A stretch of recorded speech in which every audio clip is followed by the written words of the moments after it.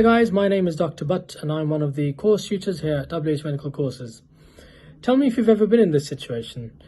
You're in a practice case, you're about 90 seconds in, almost 2 minutes in maybe, and you have no idea where this history is going.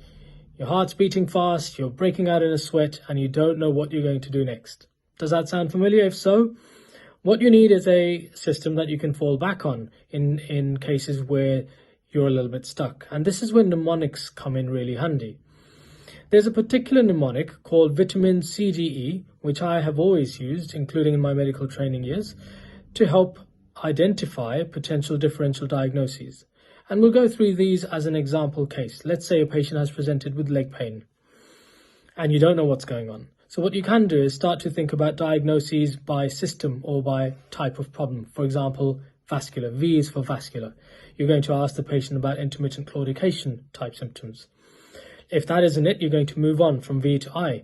Inflammatory or infective, you're going to think about cellulitis. You're going to think about arthritis or some form of inflammatory condition, and you can ask questions relating to those sorts of symptoms. T is trauma. You can ask whether the patient has had any injury or previous injury that may have been exacerbated. A is autoimmune, so you may want to ask about autoimmune conditions that may be causing a patient's particular symptoms. In this case, I can't think of many autoimmune conditions that would just present with pain in one leg, so I would just move on to the next one. Metabolic, could this patient be diabetic? If so, could this be some sort of a neuropathy that's developing?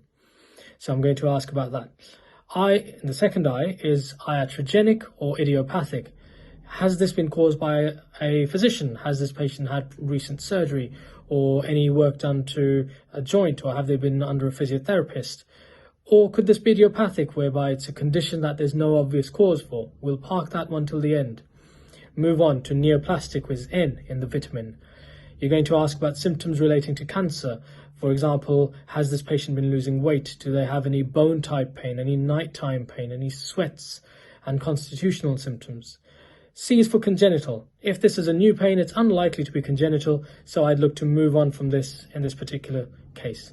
D is for degenerative. Could this be an osteoarthritis type of condition, a wear and tear? So you could ask questions relating to that. E is for endocrine. And again, if the symptoms relate to any particular endocrine conditions, then you can go into that.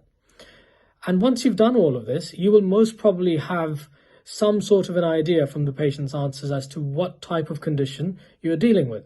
And this will help you narrow down and move through your history, your management plan more quickly, and hopefully you'll still have enough time to finish within the allotted time.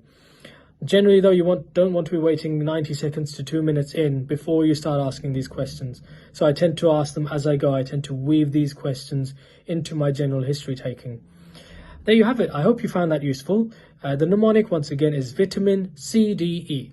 If you're not sure, drop us a comment and let us know, and we can provide you more information on this. Thank you. Bye-bye.